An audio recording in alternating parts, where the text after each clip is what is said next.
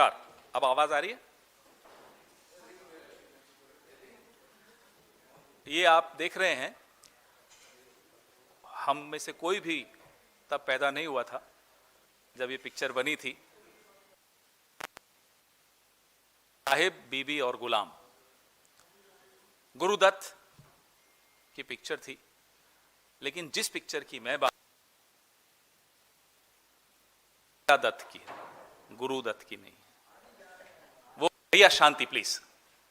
वो जो विश्व गुरु बनने चला था, विश्व चेला बन गया, और सुना है आज उनको अनुमति मिली वेस्ट एशिया क्राइसिस पर, पश्चिम एशिया में जो संकट है उस पर आज लोकसभा में बोलने की। 23 दिन बाद साहिब और बीबी ने गुलाम को अनुमति दी कि वो लोकसभा में आज बोलें। पिछले कई दिनों से हम और आप विश्लेषण कर रहे थे, अगर हमारी विदेश नीति इस तरह की ढुलमुल नहीं होती, कमजोर नहीं होती, कायराना नहीं होती, तो भारत कितने बड़े नुकसान से बच सकता था। हम कभी ये नहीं कह रहे, न कभी कहा, न कभी कहेंगे नरेंद्र मोदी जी से, गुलाम से, कि आप ईरान की तरफ झुक जाइए। हम सिर्फ और सिर्फ इतना कह रहे हैं, कहते आए हैं, और आपसे, इस देश से, पूरे विश्व को उम्मीद भी यही थी कि आप सीधे खड़े रहिए, कि आप नियम आधारित व्यवस्था पर चलिए, रूल्स बेस्ड ऑर्डर पर चलिए, क्योंकि हिंदुस्तान हमेशा नियम आधारित व्यवस्था का हिमायती रहा है। अगर आप नियम आधारित व्यवस्था पर चलते तो आप सीधे सीधे कहते कि ये जंग गैर कानूनी है। यूनाइटेड नेशंस के चार्टर भी हैं, नियम बने हुए हैं, कौन सी जंग कानूनी होती है, कौन सी गैर कानूनी होती है, उसके नियम हैं। आपने वो हिम्मत नहीं जुटाई। आप सीधे तो दूर छोड़िए, आप बिछ गए, लेट गए, नतमस्तक हो गए, साष्टांग दंडवत प्रणाम करने लगे साहिब और बीबी को। मुझे याद है, प्रधानमंत्री जापान की यात्रा पे गए, लौटे और 24 घंटे में जापानीज प्राइम मिनिस्टर का इस्तीफा हो गया। तब भी हमने आवाज उठाई कि आपकी क्या इंटेलिजेंस है, क्या आपको इनपुट्स मिलते हैं आपके मंत्रालय से। अब इजराइल गए, 48 घंटे में इजराइल ने भारत के एक पुराने दोस्त पे हमला किया, गैर कानूनी हमला किया। अमेरिका और इजराइल ने, साहिब और बीबी ने।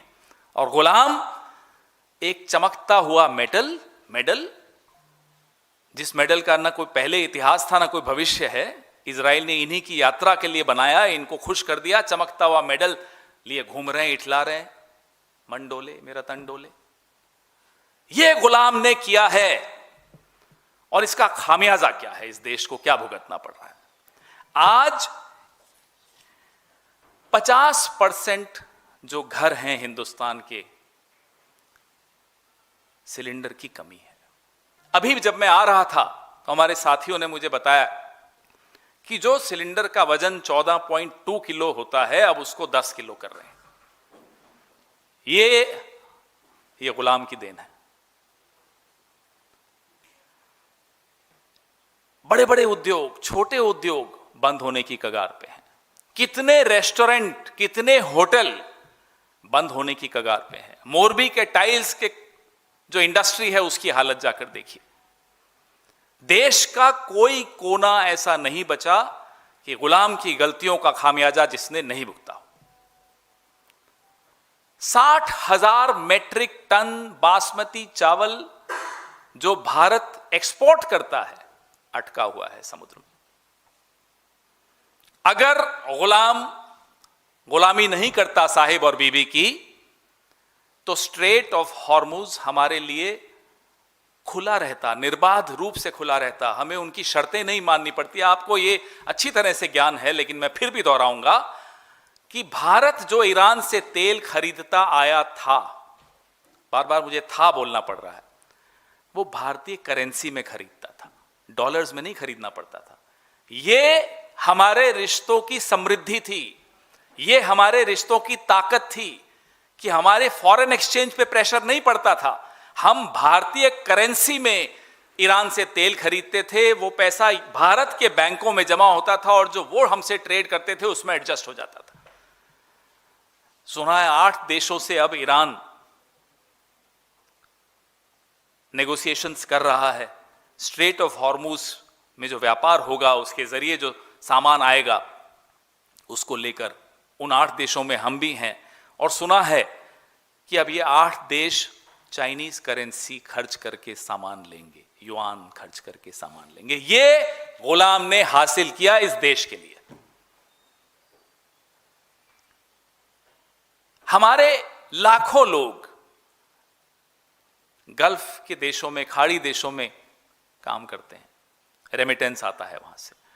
गुलाम ने यह नहीं सोचा, जिनके लिए कहते थे पापा ने वॉर रुकवा दी, यूक्रेन से हमारे लोगों को वापस लाया, कहां है पापा? हमारे खाड़ी देशों में जो भारतीय हैं उनको कब लाओगे? उनके बारे में सोचे बगैर मेडल लेने आप चले गए अपने मालिक के पास। मैंने सिर्फ यहां साहिब, बीबी और गुलाम लिखा है। साहिब और बीबी के पीछे एक और बड़े साहब हैं, एप्स्टीन नाम है उनका, उनका जिक्र हम बार बार करते रहेंगे। हमें क्या पड़ी थी, क्या मजबूरी थी, क्या कमजोरी थी, कौन सी कमजोर नस थी, कौन सी ईडी थी, कौन सी सीडी थी, कौन सा वीडियो था कि हम यहां बिछ गए, सीधे नहीं खड़े रह पाए, हर घर को नुकसान पहुंचाया, हर व्यापार को नुकसान पहुंचा। जेम्स एंड ज्वेलरी, गरम मसाले, चावल, केले, अंगूर, कौन सा ऐसा किसान नहीं है जो आज परेशान है गुलाम की गुलामी की वजह से। फर्टिलाइजर, यूरिया, ये सारे आंकड़े हम आपको दे चुके हैं। ये सारे, हर किसान, हर मिडिल क्लास, रूरल, अर्बन, सब जगह गुलामी की कीमत हम लोग अदा कर रहे हैं। 5,000 रुपए का ब्लैक चल रहा है सिलेंडर पर। जो इंडस्ट्रियल डीजल है 22 रुपए से उसकी कीमत बढ़ा दी गई। जो प्रीमियम पेट्रोल है 2 रुपए बढ़ा दी गई। और हम दावे के साथ कह रहे हैं चुनाव खत्म हो जाने दीजिए, कैसे कीमतें बढ़ती हैं दिखाएंगे आपको। ये सिर्फ और सिर्फ चुनाव तक रुके हुए हैं। इसमें भी हम बार बार कह चुके हैं कि आपने जो 28 लाख करोड़ अर्जित किया पिछले 12 सालों में पेट्रोल और डीजल पर सेस लगाकर, अब तो कम से कम वो राहत उपभोक्ता को दिलवाइए। नहीं दिलवाएंगे, ये भी आप लिख लीजिए। एयरलाइंस के ऊपर से कैप हट गया, देखिए कैसे बेतहाशा कीमतें बढ़ेंगी। इंडिगो, आकाशा, हर एयरलाइन की, एयर इंडिया, सबकी। ये सब इस पिक्चर की वजह से साहिब, बीबी और गुलाम। जरूरत क्या थी साहब आपको ये बेसिर पैर बात करने की? फादरलैंड, मदरलैंड, क्या था? वाहियात बात, मजाक भी ऐसा कि वाहियात मजाक। ये खीखी खीखी करके आप घूमते फिरते हैं पूरे विश्व में, लोग हंसते हैं आप पर। आपको आभास है कि आपकी क्या छवि बन गई है पूरे विश्व में? और ये छवि आपकी नहीं, माफ कीजिएगा, देश की खराब कर रहे हैं आप। ये खीसे निपोर कर विदेशों में जा जाकर लोगों से गले जबरदस्ती मिल मिलकर क्या हासिल किया साहब आपने? हमने आपको 15-20 दिन पहले जब ये जंग शुरू हुई, खास तौर पे जंग शुरू होने के बाद हमने कहा साहब निंदा कीजिए, नहीं की, हिम्मत नहीं थी। न साहिब के सामने हिम्मत, न बीबी के सामने हिम्मत। हमने फिर आपको कहा कि आयतुल्लाह खामेनेई की हत्या हुई है साहब, शोक के 2 शब्द बोलिए प्रधानमंत्री के मुंह से। आज तक शोक के 2 शब्द नहीं निकले। फिर दोहराते हैं, मत झुकिए ईरान की तरफ, सीधे तो खड़े रहिए। और अगर सीधे खड़े रहेंगे तो निंदा भी करेंगे, शोक भी व्यक्त करेंगे। और जैसा एक सभ्य देश की सभ्य विदेश नीति होती है, उसका सम्मान करेंगे। यहां तो आप साहब अपना भी अपमान कर रहे हैं, अपनी कायरता के, आपकी कायरता के चर्चे पूरे विश्व में हो रहे हैं। 85% गैस जहां से आता है वो रास्ता ब्लॉक हो गया आपकी इस गुलामी की वजह से, आपकी इस कायरता की वजह से। मैंने आपको बताया, पहले भी बताया, हम कई बार बोल चुके हैं, हम परमाणु निरीक्षण अमेरिका की आंखों में आंखें डाल के 2 बार कर चुके हैं, 2 से ज्यादा बार कर चुके हैं। यह ताकत थी। बांग्लादेश बनाते वक्त भी आंखों में आंखें डाली थी हमने। क्या मजबूरी है आपकी? मैं फिर जानना चाहता हूं, हम सब जानना चाहते हैं, आपकी ऐसी कौन सी सीक्रेट्स अमेरिका के, एप्स्टीन के या इजराइल के पास या तीनों के पास हैं कि आप देश हित में सोचना भी बंद कर चुके हैं, सही कदम उठाना बंद कर चुके हैं। ब्रिक्स के अभी आप चेयर कर रहे हैं ब्रिक्स को, हिम्मत दिखाएंगे? हम बार बार ये दोहराते हैं, हिम्मत दिखाइए। एक विश्व को एक नैतिक नेतृत्व की आवश्यकता है जो हमेशा भारत ने दिया है। आप में वो हिम्मत क्यों नहीं आ पा रही? जब आइरिस डेना को हमारे आंगन में अमेरिका ने टॉर्पीडो किया हिंद महासागर में, हम खामोश रहे। हमने फिर कहा निंदा कीजिए, हमने फिर पूछा आपसे कि न्यूक्लियर सबमरीन आपके पड़ोस में आ गया और आपको क्या जानकारी नहीं थी? और जानकारी थी तो आप चुप रहे। ये गुलामी नहीं है तो क्या है, हमें बताइए। एक छोटा देश, सम्मान के साथ कह रहा हूं, लेकिन एक छोटा देश श्रीलंका हिम्मत दिखाता है, कहता है अमेरिका को हम आपको अपने बेस नहीं यूज करने देंगे। और हम एक पहाड़ सा देश है, बड़ा देश है, ताकतवर देश है, 75 साल से एक ताकत, एक गुडविल, हमने एक नाम कमाया है, और हम हिम्मत नहीं जुटा पा रहे अमेरिका को एक बार आंख दिखाने की कि हमारे इंडियन ओशन में आकर आपने हमारे मेहमान को क्यों मारा। हम हिम्मत नहीं जुटा पाए ये बोलने की कि 168 स्कूल जाती बच्चियों को आपने मार दिया है, ये गलत किया है। हम ये हिम्मत नहीं जुटा पाए। क्यों? क्योंकि गुलाम डरता भी है। गुलाम इसीलिए है क्योंकि गुलाम डरता है, और गुलाम डरता इसीलिए है कि गुलाम की कुछ कमजोर नस साहिब और बीबी दोनों के पास है। क्या हमारे देश के प्रधानमंत्री की कमजोरी के चलते हम देश को कमजोर होने देंगे? हम ये उम्मीद करते हैं कि आज हम जो यहां सवाल जो उठा रहे हैं, गुलाम के पास अभी है आधा घंटा, 33 मिनट है, पूछ ले साहिब से और बीबी से, क्या जवाब देंगे? क्या इन सवालों के जवाब देंगे? राहुल जी ने लगातार कोविड से पहले, जीएसटी से पहले, नोटबंदी के बाद लगातार चेताया था कि संकट आएगा। आप हंसी उड़ाते थे उनकी। राहुल गांधी ने फिर से आपको चेताया है कि बहुत बड़ा भीषण संकट एनर्जी में, ऑयल में, व्यापार में, अर्थव्यवस्था में आ रहा है। लेकिन हमें पूरी उम्मीद है साहिब और बीबी की वजह से गुलाम के मुंह से आवाज नहीं निकलेगी। आज भी लोकसभा में आप ये देखिएगा, जवाब नहीं होंगे। हम ये जानना चाहते हैं, आज जवाब दीजिए कि आपने निंदा क्यों नहीं की थी, आपने शोक क्यों नहीं जताया था, आप क्यों इजराइल के सामने झुक गए, आप क्यों बिछ गए, आपने क्यों देश के हितों के साथ समझौता किया? इसका जवाब आज हम उम्मीद करते हैं आप दीजिए, अगर हिम्मत है तो। लाग लपेट मत कीजिएगा कि हमारी 2 शिप्स आने दी, हमारी 3 शिप्स आने दी। चीन और रूस के लिए निर्बाध रूप से खुला रहा पिछले 23 दिन स्ट्रेट ऑफ हॉर्मुज, हमारे लिए नहीं था। ईरान की एम्बेसी ने भारतवासियों को शुक्रिया अदा किया है, कंट्रीब्यूशंस के लिए, डोनेशंस के लिए, दवाइयों के लिए। हम देख रहे थे कश्मीर की छोटी छोटी बच्चियां अपनी इयररिंग्स दे रही थी। सरकार को धन्यवाद नहीं दिया, भारत को धन्यवाद दिया। और जो राहत वो दे रहे हैं वो भारत को देना चाहते हैं, क्योंकि इस रिश्ते का एक इतिहास रहा है। ये दो सभ्यताओं का रिश्ता रहा है। सरकारें आती जाती रहती हैं, कभी कभी ऐसी नामाकूल सरकारें भी आ जाती हैं, ऐसे गुलाम लोग भी प्रधानमंत्री बन जाते हैं, लेकिन फिर भी जो बड़े देश हैं, बड़ी सभ्यताएं हैं, पुरानी सभ्यताएं हैं, वो अपने रिश्ते कायम रखना जानती हैं। बधाई देते हैं हम इस देश के करोड़ों लोगों को जिन्होंने संकट की इस घड़ी में ईरान का साथ दिया, सरकारों के बावजूद दिया।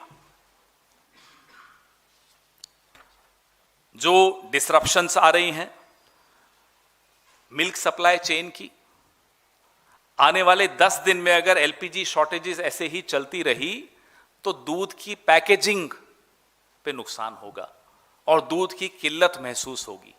ये सब आपको वहां नहीं सुनाई देगा आज लोकसभा में। इन सब असली मुद्दों पर आपको कुछ नहीं मिलेगा लफाजी के अलावा, लेकिन इसलिए हम लोकसभा में वो बोलें उससे पहले हम ये सवाल पूछना चाहते हैं, क्या करेंगे आप 60,000 मेट्रिक टन चावल का जो अटका हुआ है? क्या आप गरम मसाले के जो व्यापारी हैं, मैन्युफैक्चरर्स हैं, उनको क्या जवाब देंगे? केले, अंगूर, हल्दी, ये सब परेशान घूम रहे हैं। और जेम्स एंड ज्वेलरी तो इनके अपने राज्य में बहुत बड़ा संकट है। 3,000 एमएसएमईज कर्नाटका में तबाह हो रही हैं इस 23 दिन के युद्ध में। 3,000, 15,000 एमएसएमईज जो automotive sector, garment sector, footwear sector पर सीधा सीधा प्रभाव पड़ रहा है, वो बंद होने की कगार पर है, क्योंकि एलपीजी और सीएनजी की शॉर्टेज है। मंत्री संसद में कहते हैं 74 दिन का गैस है, सोर्सेस के माध्यम से कहते हैं 25 दिन का गैस है। हमें नहीं मालूम सोर्सेस सही है या मंत्री सही है। कोई क्लैरिटी नहीं है, कोई स्ट्रेटेजिक प्लानिंग नहीं है, कोई स्टैंड नहीं है, कोई चिंता नहीं है, कोई जवाब नहीं है। क्या बोलोगे, किस मुंह से बोलोगे लोकसभा में? हमारी 37 जहाज, 1,109 सेलर्स और 10,000 करोड़ के सामान अभी फंसे हुए हैं। पिछली बार जब मैं आया तब मैंने आपको एक आंकड़ा दिया था, आज का आंकड़ा यह है। हमारा शेयर मार्केट 48 लाख करोड़ डूब चुका है शेयर मार्केट में पिछले 23 दिनों में। नुकसान सबको हो रहा है, गुलाम को छोड़ के सबको नुकसान हो रहा है। और जो हम बार बार इनको कहते आए, याद दिलाते आए कि साहब आपका राजधर्म यह है कि आप निंदा करिए, आपका राजधर्म यह है कि आप शोक व्यक्त करिए, इन्होंने नहीं मानी और उसका खामियाजा आपके सामने है, भुगत रहे हैं सब। पूरे विश्व को मालूम था कि वेस्ट एशिया में संकट बढ़ रहा है, जंग कभी भी हो सकता है, आप फिर भी दौड़े दौड़े गए। क्यों गए हमें नहीं मालूम। पेगासस 2 लाने गए, पेगासस 3 लाने गए, क्या करने गए इजराइल हमें नहीं मालूम। जो दिखा वो ये था कि एक दांत आपके यूं दिख रहे थे, एक मेडल चमक रहा था, बस यही दिखा हमें। देश को जो नुकसान हो रहा है वो अब पूरा विश्व देख रहा है। आपके सवाल। सर, आपने गैस की चिंता दिल्ली में भी बिजली के दामों पर जो है इजाफा होगा, सरचार्ज जो है बढ़ाया जा रहा है, वसूला जाएगा, उसको किस तरह से देखते हैं? मैं आपको कह रहा हूं, ये शुरुआत है। हर क्षेत्र में आपको इन्फ्लेशन होती हुई दिखेगी। ये तो भला हो उन सब लोगों का जो 1 नेशन 1 इलेक्शन में विश्वास नहीं रखते, नहीं तो ये कीमतें अभी बढ़ चुकी होती फरवरी में ही। ये 1 नेशन 1 इलेक्शन नहीं है, इसलिए 5 चुनाव अभी हैं तो कीमतें नहीं बढ़ा पा रहे हैं। देखिए चुनाव खत्म होने के बाद क्या करते हैं। हेलो पवन जी, प्रधानमंत्री नरेंद्र मोदी के नेतृत्व में सीसीएस की बैठक कल हुई थी और पश्चिमी एशिया में जो हालात अभी हैं उसको लेके चर्चा वहाँ पे की गई, रणनीति बनाई गई। 2 बजे के आसपास प्रधानमंत्री सदन में जवाब भी देंगे और उसके बाद तमाम जो केंद्रीय मंत्री हैं वो बाहर मतलब प्रेस कॉन्फ्रेंस करेंगे और जानकारी देंगे कि क्या स्थिति अभी भारत की है। तो क्या कहेंगे, क्योंकि आप लगातार आरोप लगा रहे हैं लेकिन प्रधानमंत्री नरेंद्र मोदी सीसीएस की अब बैठक भी कर रहे हैं। आग लगने के बाद कुआं खोदना ये कहां की रणनीति होती, जरा मुझे बताइए। आग लगने से पहले तो जो आग लगाने वाले हैं आप उनके वहां जा रहे हो, उनसे मेडल ले रहे हो, उनको कह रहे हो वी स्टैंड विद इजराइल। करिए जाकर स्टैंड विद इजराइल, लाइए इजराइल से एलपीजी, सीएनजी, एलएनजी तेल लाइए ना। तो अब जब आग लग चुकी है, अब जब हर जेब को नुकसान होना शुरू हो चुका है, मोरबी की टाइल्स वाले हों, कर्नाटका के गारमेंट्स वाले हों, सब तबाही के कगार पर खड़े हों, अब कह रहे हैं साहब सीसीएस की बैठक है, क्या हासिल करोगे? जवाब तो दीजिए। क्या युआन में पेमेंट करोगे स्ट्रेट ऑफ हॉर्मुज से निकलने के लिए? अमेरिका कहता है ईरान से तेल मत खरीदो, जी सर नहीं खरीदेंगे सर। अमेरिका कहता है रशिया से तेल मत खरीदो, जी सर नहीं खरीदेंगे सर। नहीं अब 30 दिन के लिए खरीद लो, जी सर खरीद लेंगे सर। यह है भारत की साख। करिए ना सीसीएस, करते रहिए, रोज करिए सीसीएस, क्या मिल जाएगा देश को? मैं कह रहा हूं आपको, साहिब और बीबी के डिक्टेशन के बाद आज ये लोकसभा में बोल रहे हैं। Mister Khera this side sir, आप पूछ लीजिए, आप पूछ लीजिए। सर कल बैठक हुई थी, बैठक के दौरान ये भी डिसाइड किया गया कि 20% सभी राज्यों में अधिक गैस दी जाएगी जो किल्लत हुई है। साथ ही जो ब्लैक मार्केटिंग हो रही है इस पर भी सभी अधिकारियों को ध्यान देने के लिए बोला गया। तो इसको आप किस तरीके करेंगे? क्या, कहां से लाएंगे एडिशनल गैस? कहां से लाएंगे? जो 2 जहाज आए जिनके बारे में बड़ा अपनी पीठ थपथपा रहे थे, वो कितने दिन की गैस थी उसमें? अब आप टेक्सास से ला रहे हैं साहब, कितने की आ रही है? ये सब जवाब तो देना पड़ेगा ना आपको। सोर्स तो बताइए, कहां से ला रहे हैं, कितने में ला रहे हैं, उपभोक्ता पर क्या नुकसान होगा, ये सब जवाब आपको देने होंगे। क्या आज आप देंगे लोकसभा में जवाब? क्राइसिस पर 2 बड़े इशू निकल के आ रहे हैं। पहला कि रिपोर्ट्स आ रही हैं कि देश में फर्टिलाइज़र का बड़ा इशू आने वाला है, उसकी कीमतें बढ़ने वाली हैं, क्योंकि जो हम फर्टिलाइज़र इंपोर्ट करते हैं वो उन्हीं नेचुरल ऑयल से निकलता है जहाँ जिनसे ऑयल बनता है, जो ऑयल होते हैं, तो उसी रास्ते से आता है हॉर्मुज स्ट्रेट से। दूसरा, चीन भी जो है इसी क्राइसिस की वजह से जो नाइट्रोजन एक्सपोर्ट करता है उस पर रोक लगा रहा है, तो उसकी वजह से फर्टिलाइज़र के रेट बहुत बढ़ने जा रहे हैं। पहला, इस पे आपका स्टैंड। दूसरा, अभी हाल ही में हमने, जैसे पिछले कुछ दिनों में हमारे बांग्लादेश के साथ जो है संबंध रहे हैं हमारी कंट्री के, बावजूद उसके हमने हाल ही में इस क्राइसिस में बांग्लादेश को जो है बहुत बड़ा एक अमाउंट में डीजल भेजा था, पेट्रोलियम भेजा था। तो उस पे कांग्रेस पार्टी का क्या है? हम कह ही चुके हैं कि जब आपको वोट लेने होते हैं आप बांग्लादेश बांग्लादेश घुस गए बांग्लादेशी कहते रहते हो। संकट की घड़ी में आप फ्रेंडशिप ट्रीटी है आपकी, उसमें आप भेज रहे हो डीजल। यही किसी और सरकार ने किया होता तो पूरी आईटी सेल सब कुछ सड़क पर होते ये लोग। खैर, जो फर्टिलाइजर है, हम 25% फर्टिलाइजर गल्फ कंट्रीज से लेते हैं, खरीदते हैं, वो अब रुक गया है। हम 40% यूरिया और phosphate fertiliser strait of Hormuz से आता है हमारा, रुक गया है। अब इसका जवाब पूछिए लोकसभा में। कल तो सीसीएस की बड़ी बैठक हुई थी, काफी जो इनका भोंपू मीडिया है शुरू हो गया था साहब, प्रधानमंत्री ने जायजा ले लिया। अरे साहब क्या कमाल कर दिया, जायजा ले लिया 23 दिन बाद आपने। आज भी यही कुछ होगा, आज ढोल नगाड़े होंगे, शाम को डिबेट्स नहीं होंगी, आज ढोल नगाड़े बजेंगे। मिस्टर खेरा, दिस हमारा स्टैंड तो सीधा सीधा है साहब। हम पूछ रहे हैं आपने ये प्लानिंग क्या की? बांग्लादेश पे हमने सवाल पूछा, भाई या तो आप बांग्लादेशी करना बंद कर दीजिए। असम में, झारखंड में, दिल्ली में, छत्तीसगढ़ में, जहां इलेक्शन हो बांग्लादेशी पहले शुरू हो जाता है, बांग्लादेशी आ गए, बांग्लादेशी आ गए। और फिर एसआईआर में मालूम पड़ता है बिहार का भी एक भी नहीं मिला। तो ये दोगलापन इनका रोज एक्सपोज होता है, खुद एक्सपोज करते हैं। Mr. Khera, you have listed several sectors, industries which are hit reportedly by this ongoing conflict in West Asia. A relief package of 20 lakh crore rupees was announced by Modi government during COVID pandemic. Would you want government to take such relief measures to give respite to the common people? Well, what we've always wanted was something that they did not agree with. If they had agreed to that, we would not have reached this situation where 11 crore children across 10.35 lakh schools will not get midday meal. under the PM Poshan scheme because of this crisis. Now, whether you will sanction some money or not is for them to respond to, but we would not have reached this situation if we had stood straight, if we had not bent over backwards for Israel.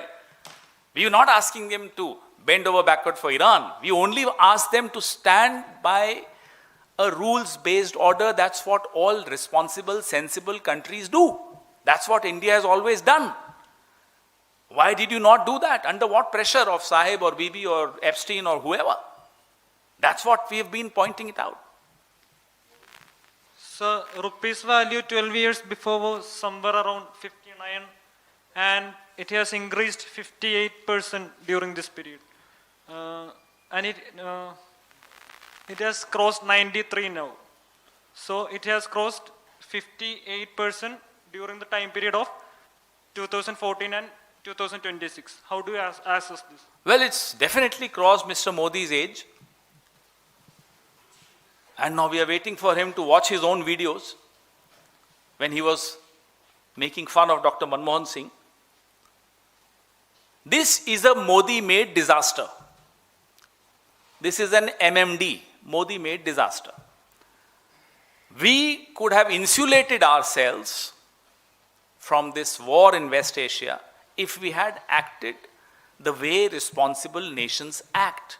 If we had criticized and condemned this illegal war on Iran by Israel and America, if we had insisted on the world coming around rules-based order, if we even now act responsibly as the chair of BRICS, but believe me, Mr. Modi does not have it in him to stand straight.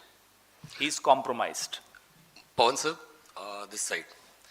Sir, in telephonic conversation with PM Modi, Iranian president has said that it did not initiate war. And he also called upon India that the BRICS chair that India is holding, it should initiate the talks to halt aggression in the Middle East. How do you look at it? Well, will he do that?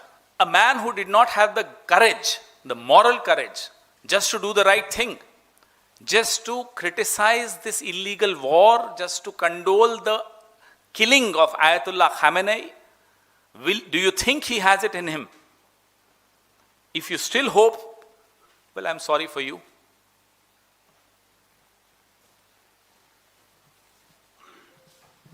Pawan sir, आपने शुरुआत में जैसे कहा कि तकरीबन 60,000 metric ton basmati चावल जो है वो स्टक है अभी, जो पंजाब, हरियाणा, राजस्थान के 70% किसानों का पैसा अभी अटका हुआ है जिन्होंने एक्सपोर्ट किया। अब रिपोर्ट आनी शुरू हो गई कि उनको उनके पैसे जहां पे उन्होंने भेजा एक्सपोर्ट किया वहां से वापस नहीं मिल रहा है क्योंकि वो चावल अपने डेस्टिनेशन तक नहीं पहुंच पा रहा है। तो एक बड़ा संकट इस क्षेत्र के किसानों को जो बासमती चावल उपजा रहे हैं उनके सामने है। यही हम कह रहे हैं। आपने बासमती चावल की बात की जो मैंने रखी थी कि 60,000 मीट्रिक टन अटका हुआ है और वो त्राही त्राही कर रहे हैं।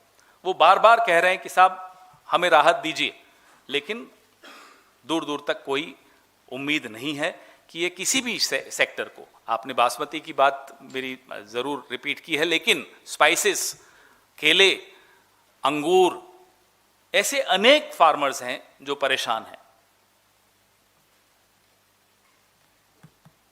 और कुछ तो नहीं। Thank you.